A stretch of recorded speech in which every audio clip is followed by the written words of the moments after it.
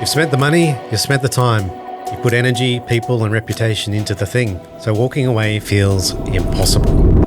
But every extra dollar, every extra hour and every extra meeting can make it even harder to think straight. Today, we are unpacking the sunk cost fallacy. Why the brain treats past investment as a reason to keep going. Why that can quietly kill projects, and how to know when quitting is actually the smartest move. If your work involves making hard decisions with money, time, people, or reputation on the line, this one matters. Welcome to Think Shift, the podcast where neuroscience meets business.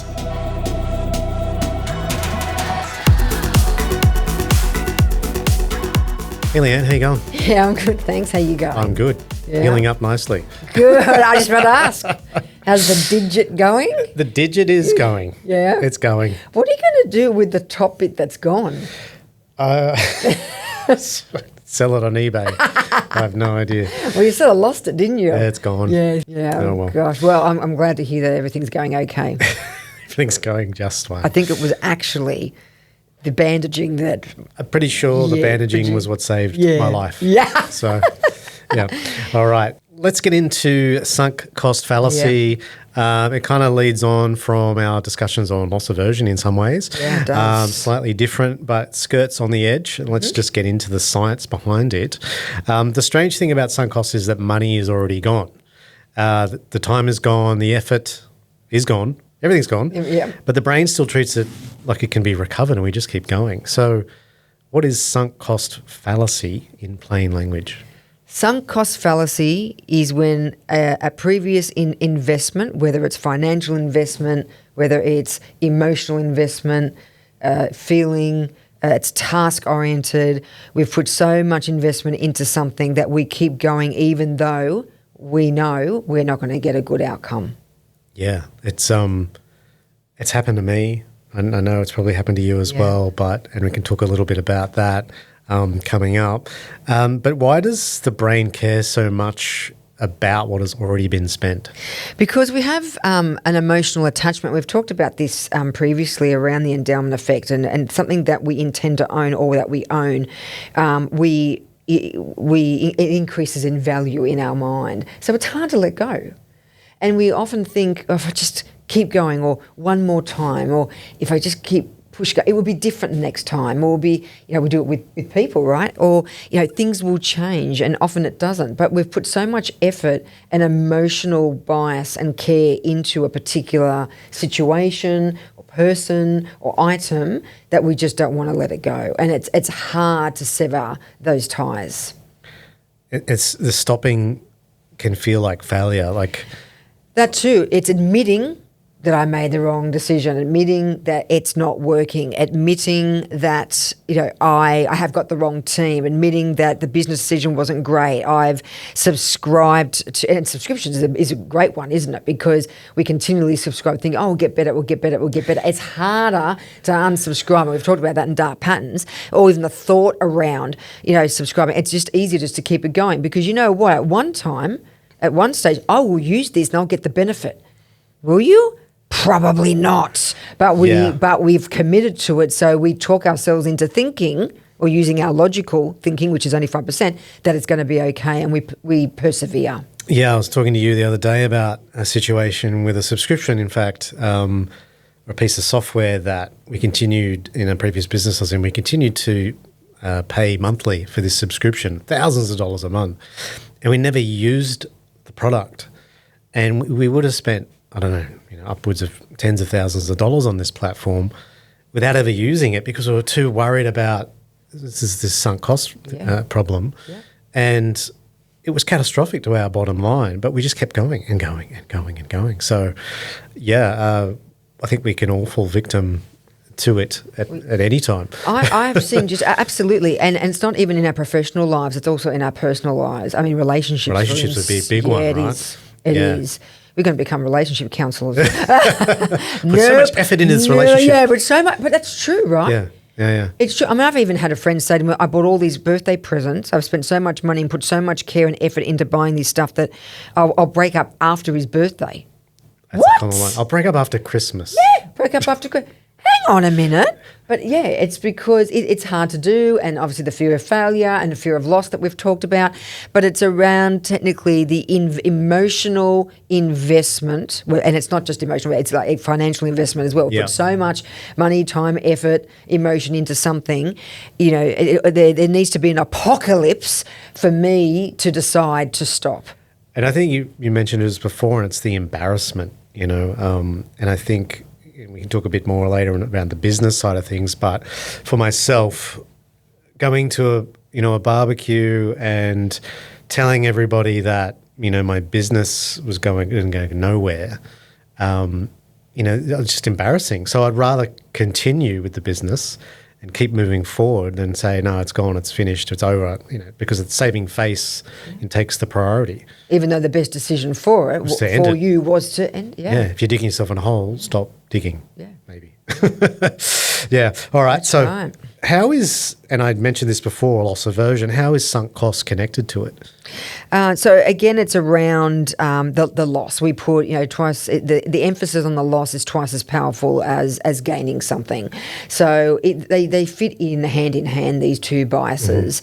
And it's the same thing, that the fear of losing something outweighs the potential gain. And what with sunk cost fallacy is the extra, the turbo action with that bias is that we've got an investment. So there is an actual connection. So it's not just the fear of losing something. It is actually, we've put effort, time, money, expertise, emotion into something that is potentially a loss. So it doubles down with the emotional context. Isn't it crazy that the brain prefers the bad chance of recovery rather than accepting the loss? I feel like that's madness. Madness, I know, but we are, right? Because we're not logical. We're not, and we know that we're not logical and we're irrational. 5% of the time. 5% of the time we are, yeah. And how much of that 5% do you actually use? Yeah, exactly. Yeah, not much. 0.5% of the. Yeah, and that's the thing. Again, I stress, just the emotional decisions and people. And when I talk about emotional decisions, it's not around being emotional.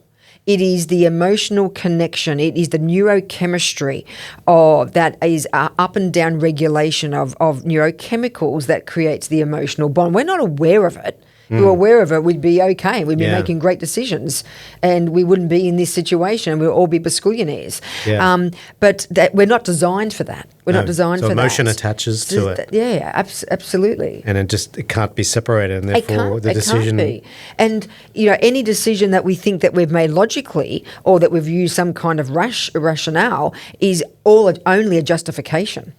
Yeah. We've already made an emotional connection, an emotional decision. We just justify it. So, loss is important to us, and then add in investment in any capacity. Where it takes a lot to break those bonds, or maybe someone to actually say. Normally, it takes more than a person. It will take a team or a number of people to step in. There needs to be intervention to actually break the sunk cost. Right. So future value gets blurred by past effort in many ways. And there's an example I wanted to throw in here of how I see with a bunch of founders, and I've had this occur to myself in business ventures before, and that is, product market fit has been untested. Yes. And so we will, instead of testing that market, we'll continue to build product, do decks around it, sales decks, convince everyone around you that it's a great idea, and continue building team and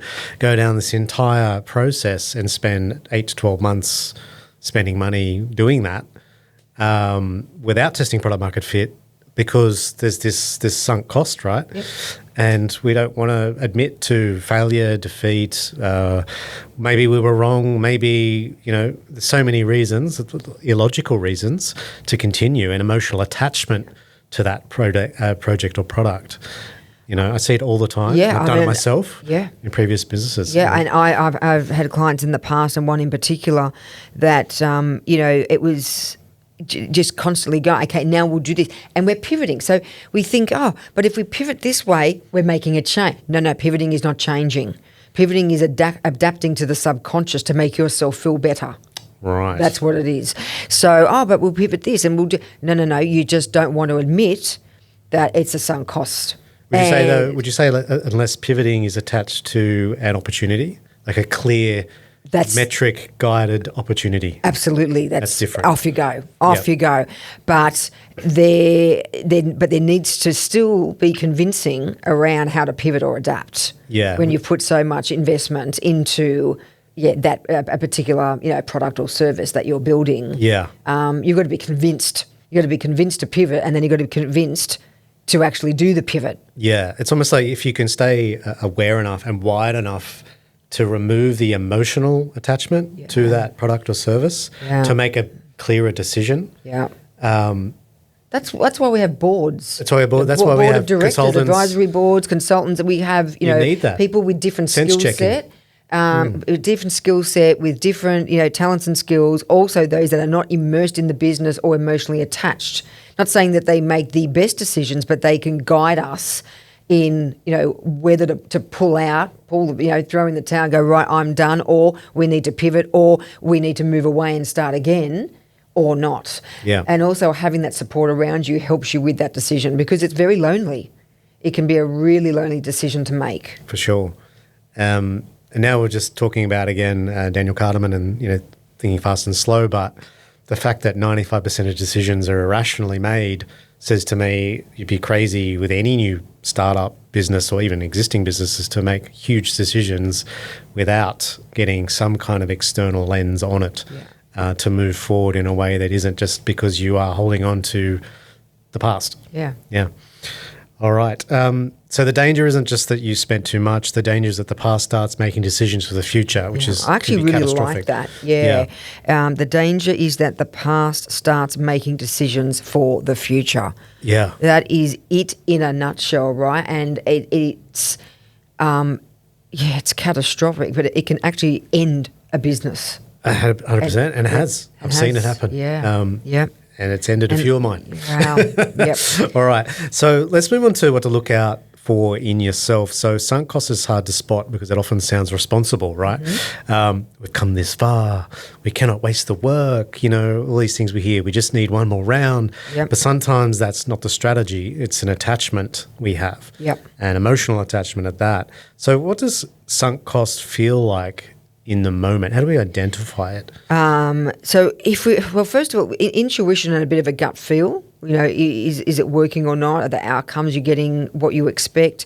There's also this pressure that you put on yourself, but also others to continue. External as well. Yep. So both, the internal and the external pressures, defending your decision, commitment bias, and especially if someone said, look, I don't know, Leanne, and I'm like, trust me, it will be okay, and all of a sudden it's not. I'm going to do everything within my power to try and make this thing work, so I don't suffer embarrassment. And it's not about it's not about I told you so, but that internal dialogue that I have with I should have listened, I've pushed too far, I've done the wrong thing, bad me. And I don't want to admit that. Yeah. I don't want to admit that to myself, let alone to other people. And if you've got to start justifying constantly to continue something or to make those same decisions, why? Why? The justification process is the logic. That's the 5%. If you've got to continue doing this, I would like you, and you are technically when you are justifying, you're in a more conscious state to think, pause, as you were saying before in one of the other episodes, pause and think, is this the right decision? Why do I keep justifying? Should I pivot? Should I move on? Should I change? Should I end this and move on to something else? I think one of the best tells, and it's on the list. And that's a lot of power. There's a lot of power in saying no and stopping too, by the way. Absolutely. A lot of power. Absolutely. And just to talk about on the list here, one of the tells, and this is the one that I always use, anxiety about what others think. If you're suddenly feeling that at any time, I think that's a great great indicator or cue to step back and go, hold on a minute, let me just let me just think about what's going on here more clearly, because I shouldn't be feeling like that at any time in my business, anxious around where it's going, the vision, who I'm hiring, all those things. Yeah. I mean, you and I work really well in this space where, obviously we work in neurodesign together, but then have our own separate businesses also. And we are always cross-checking certain things. We'll be on the phone, say, I found this, check this out, or have a look at this, or what do you think about this?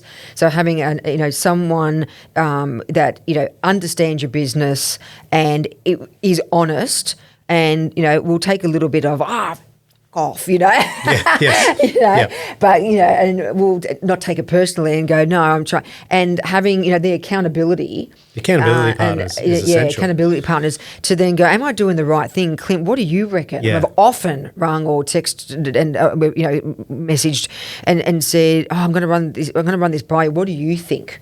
It's essential. And vice versa. It has to be. It's essential to prevent all kinds of problems that are going to come up. So I guess finding that accountability partner is a key thing. Yeah. Can be hard to do, but you need to be... Well, sometimes I feel like a naff. Like I'm going, oh my God, what's Clint's going to think I'm stupid, or he's going to think... I just don't tell you when I think that. That's right. You're going, oh my God, keep it quiet, don't tell her. Quickly text my wife, oh my God. You're not going to believe this. You're going to believe Remember this. Psychological safety, right? Yes, for sure. All right, so what are some of the warning signs that sunk cost is driving the decision, other than the anxiety one I just mentioned? What are some of the other signs? So one of the biggest things is saying we have already spent so much time or so much money or invested so much, so we should keep going. Right. That's one of the biggest things that I say. No, that is not a reason to keep going. What you need to do is look at, are you getting the outcomes that you expected? Yep. If you're not, that's okay too, but should you be doing something else? Right. Or should you pivot from what you're doing at the moment? What are the expectations? What were you expecting and what are you getting now?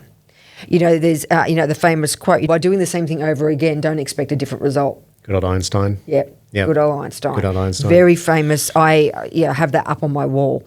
And as much as I'm innovative, creative, extremely curious, neuroplastic, I also fall into the sunk cost fallacy as well, where it is just way too hard to think beyond just continue doing this. Yep. Where the easiest thing would have actually been to swap or to move or to change or to pivot or to stop altogether and do something different. We need to allow ourselves to make mistakes. We need to give ourselves permission to make mistakes and not feel guilty about making mistakes and not feel embarrassed. And I think also having an accountability buddy or partner around, if I stuff something up big time, you're okay with it. Yeah.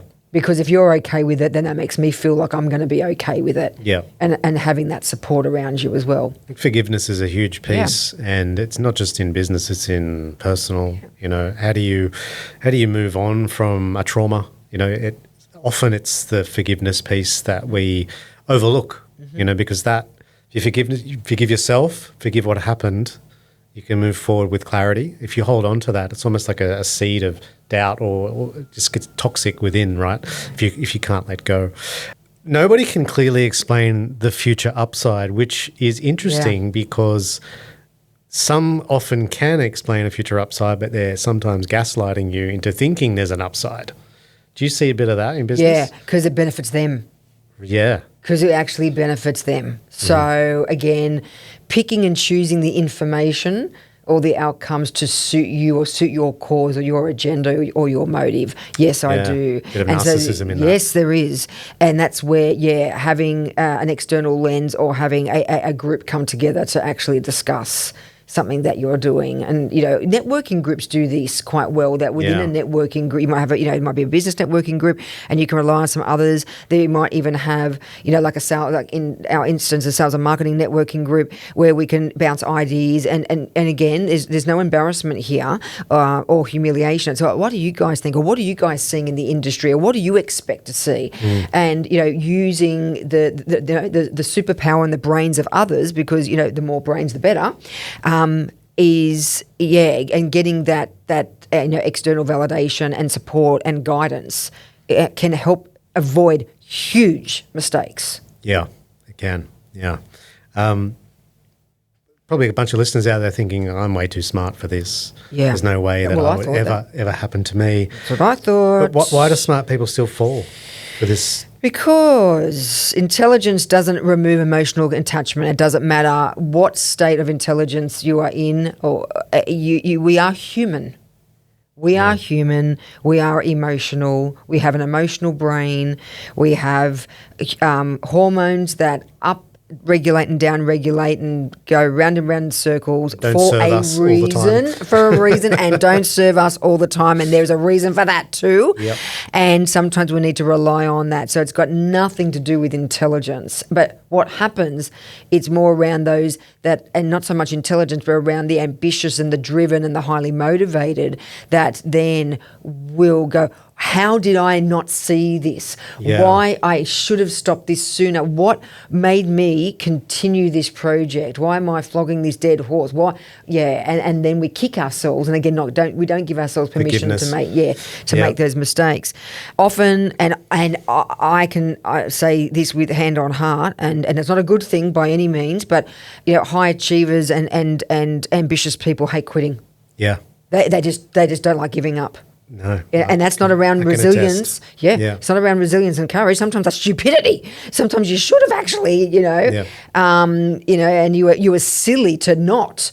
But there's this ingrained, innate personality trait within, us that we just keep going. And also there's a bit of a cultural aspect to it as well. Different cultures, like you will not give up until you're dead, or you will not give up until shame on the family, shame on your business, shame. So there's and I know, being Greek, and I'm not saying in any way, Mum, Dad, if you're listening, you supported me throughout my entire career and in all aspects of my life, personally and professionally. But there is this don't give up attitude, which also I use as a superpower now, but can also be my kryptonite. Yeah. Yeah, there's a funny joke in Christmas Vacation, for anyone who knows the Chevy Chase National Lampoon's movie, where he puts all the lights on the house, on the outside of the house. Yes. And the father-in-law says, what a waste of time, what a waste of money. But Chevy's daughter says, he worked really hard, Grandpa. And he goes, so do washing machines.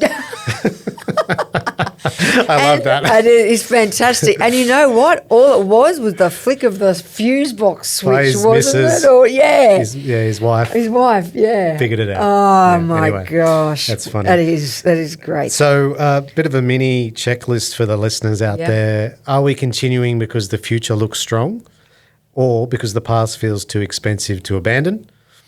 What evidence would make us stop? If we had not already invested, would we start this today?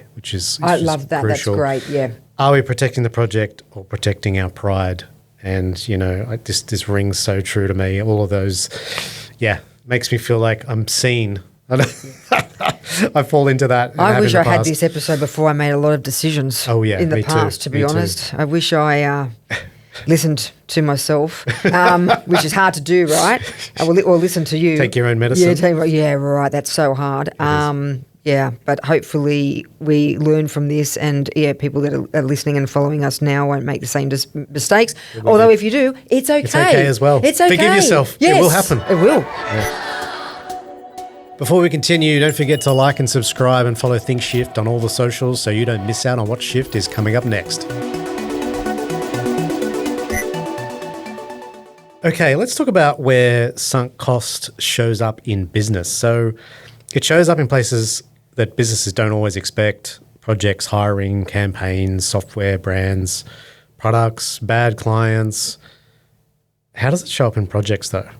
That's the first one on my list. So their expectation, especially if a project is there's a funding component or grant money or external investment, you don't give up. You're just continually going and you keep pushing it. Pivoting and changing of scope is another thing, but pivoting is actually moving sort of the dial, where scope is just broadening or narrowing the actual actions that you're doing. Yep. So sometimes thinking, well, if we change the scope, it will work. Well, no, it's just making the problem bigger, or maybe making making it smaller, but it's not going away. You're not actually solving the problem. And the other thing is getting to an end or completing something or getting to an end point. And, we imagine all jumping up and down and high-fiving. We see that completion as success. This is not. It is not. You haven't moved forward, actually. Nope. Yep. Often saying we need to start again is actually the success. Yeah.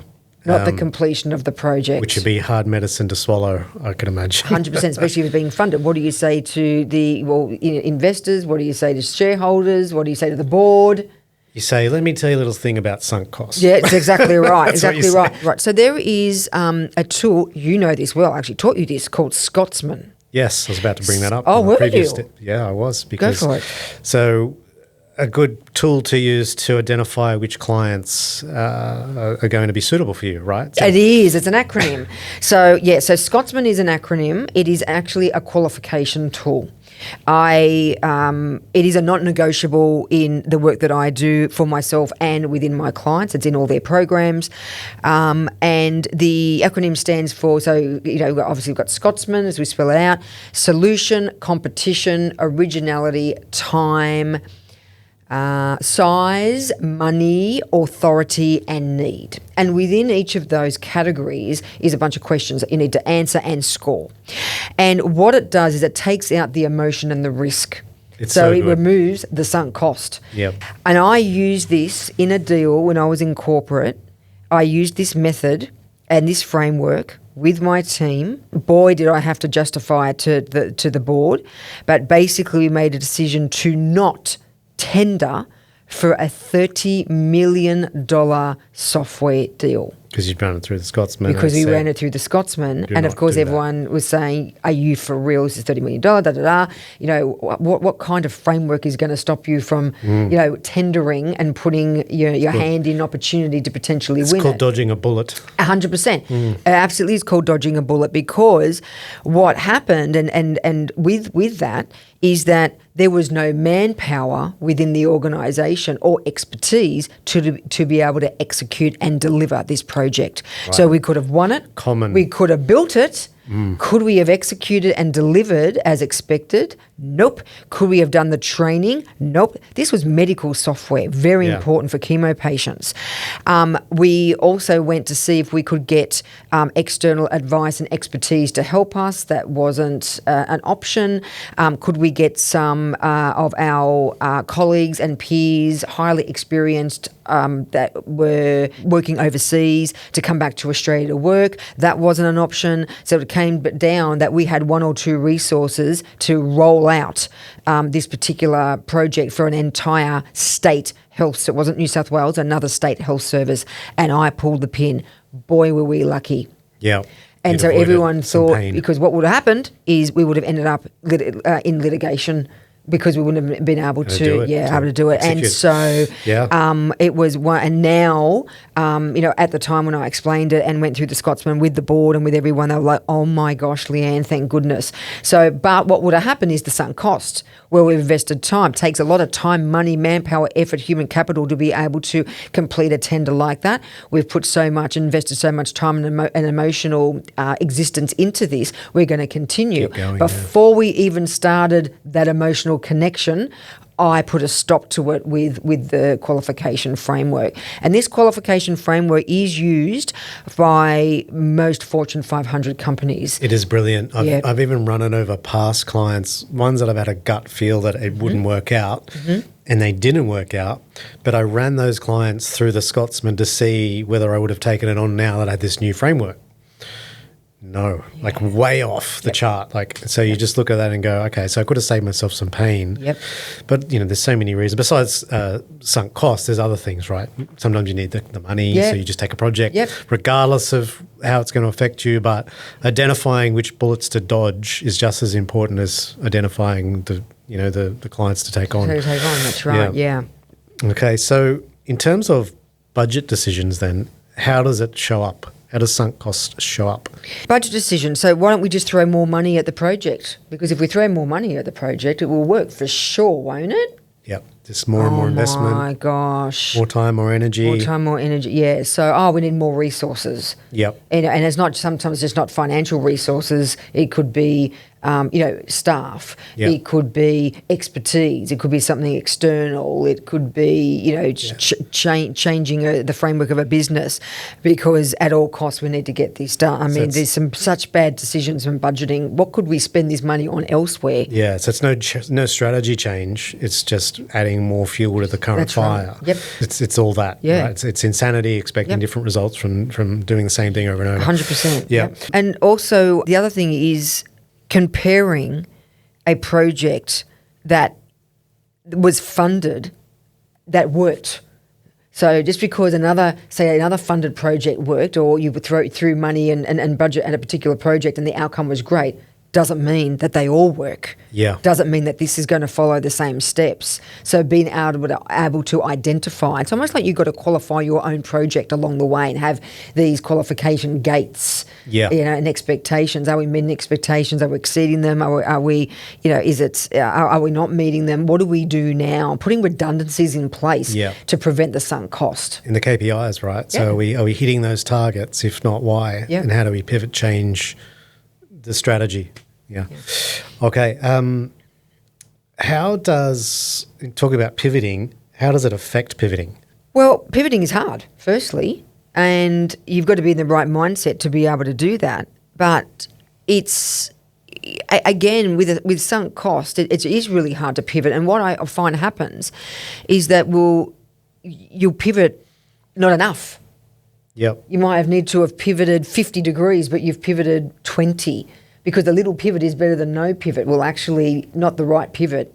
You may as well do nothing. Or is it a shiny object chasing thing? Or that as well. So you're just constantly chasing the newest thing. I mean, AI is a great example of that, right? Where new software comes out and it's like, let's chase that and build a business around that. And then you keep pivot, instead of actually tying that pivot to outcomes and a strategy. That's right. And you know what, Clint? I actually don't even like the word pivot. No. Don't you reckon it's overused? It is overused. I think it started with COVID. We need to pivot. Yeah, and it's very startup-y in the way it's presented. And that's great. But being able to adapt, being able to identify, diagnose, and adapt. You can't just go, it's not working on a pivot. It's like identify what's wrong. Or even run it through a stop, start, continue, improve framework, and then sort of diagnose what the issue, and then actually adapt. And then adapting might be stop and start again. Yeah, I think adapt is a really core part of that. It's like the evolution, right? Yeah. If you are plucked out of an environment and just dumped into a new one, that's not evolving or adaptation. That is just like, oh my God. And that is what's happening to at a business level. Yes. You're not allowing time to adapt or changing a process or a strategy to adapt. Yes. Yeah. Okay. So how does it show up with people and clients? Well, we talked about clients a little bit, didn't we? We did, yep. And around qualifying them properly, qualifying clients in and qualifying clients out. What about leadership? Yes, so leadership would be around, there may be a poor fit within the team or a hire that's... I've seen this a lot. Yeah. Legacy hires. Right, legacy hires. Why are they here? It's too hard to change, or you've got to have the difficult conversation or the uncomfortable conversation around performance management. So we won't do it. Maybe if we give them a different project, they will change, or maybe we give them another 6 months, they will change. What if we move them down to the basement? What about if we do that? What about if we lock them up? But this happens a lot, and in HR in particular. And I understand that hiring good people is difficult, and finding good people is difficult. It doesn't mean that you should keep those that aren't good or suitable. Yep. And again, but I've invested. This is the other thing with HR sort of consultants and groups. I've invested $20,000 in a group to find me a hire. That's wasted money if I don't then go ahead and just fill the role. Yeah. No, it's not, because what you're doing is just wasting money, time, and energy on a person that's not suitable. Yes. So the $20,000 is cheap compared to what it could potentially be. Yeah. 100%. Yeah. Okay. Why is knowing when to quit so hard? Wow. Being an overachiever. Quitting is saying no. Quitting feels like failure. I don't quit. I'm tough. It's Quitting, embarrassment, It's right? embarrassing. It's Yeah. admitting that you've made a mistake. It's admitting that I've made a wrong decision. It's admitting that I may not have had all the information to make the decision in the first place. Maybe I'm not suitable to make the decision. I'm inferior. I'm uncomfortable with knowing that I haven't been able to do more to make something work. Yeah. That for me is real discomfort. Yeah, same. Especially being a fixer-upper and, quite good at problem solving. You are too, Clint, in the way that we operate our businesses and neurodesign itself. It's around problem solving. And all of a sudden we can't solve a problem? Yeah. What do you mean I can't solve a problem? Come on, surely I can. Yeah. No, I actually can't solve this problem. That is really hard for me. You see it as a direct reflection of intellect, your identity, the business that you operate, Expectation of others. expectation. Expectation of yourself. Yeah. So I can see why it's so hard to deal with. Yeah. Going to the barbecue and having to admit, Yeah, I have to admit that you are in a bad situation and you should get out of it, and yeah, so I've been there a couple of times. yeah, it's hard. It creates visibility too. You're visible for the wrong reasons. Yeah, that's right. Yeah, that's why you'd rather just shy Yeah, away just in the shy corner away in and the just yeah. keep going, because just head down, head in the sand. Head in the sand. Head in the sand. So sunk cost makes the wrong question feel sensible. The question isn't how much have we spent. The question is how would we choose this again today or not. Let's move on to business. How to stop making future decisions from past costs. So the goal isn't to quit more often. The goal is to make cleaner decisions. Sometimes the right move is to keep going. Sometimes the right move is to stop. But the decision has to come from future value, not emotional debt. I think that's the crucial piece. It's the attachment, if that's clouding the decision and it's not a financial or future value rather, and you're not recognizing that, we need to change the strategy. We need to stop.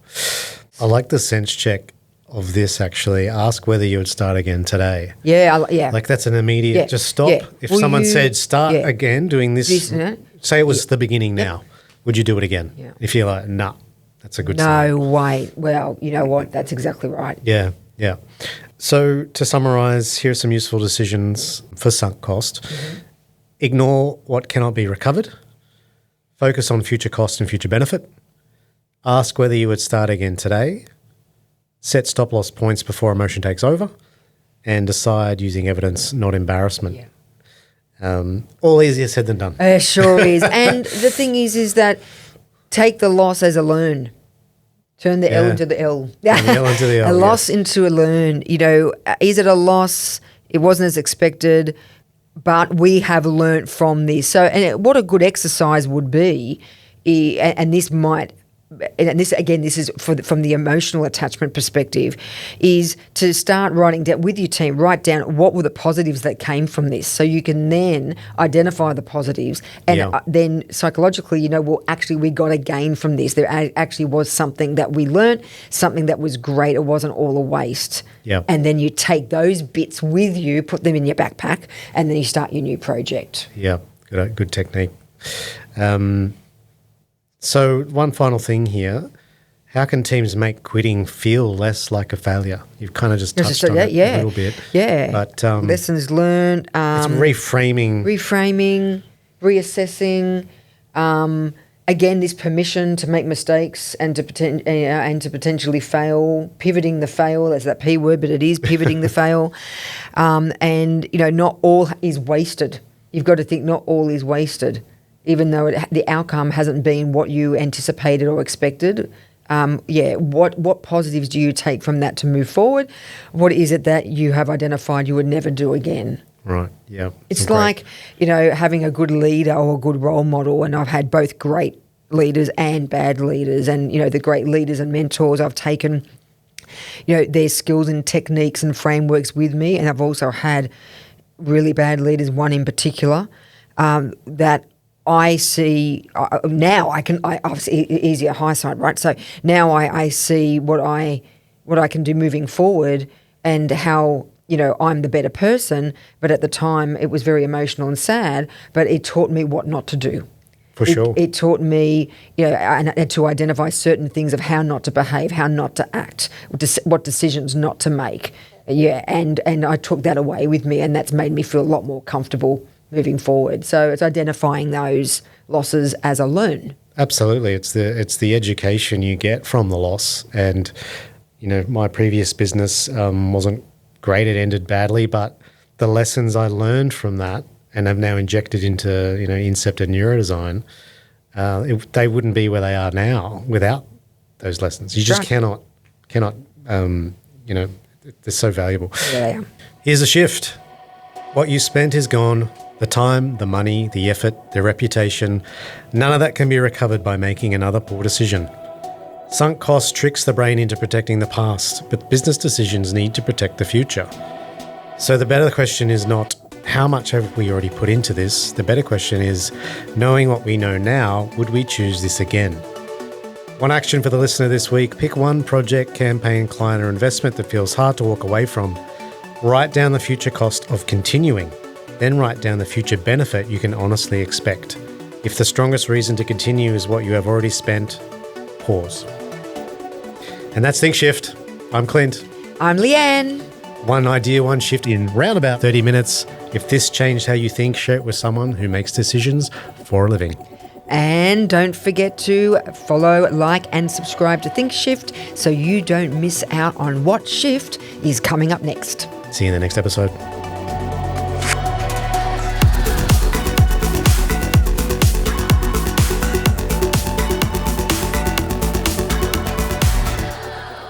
This is a Marchmade Media production.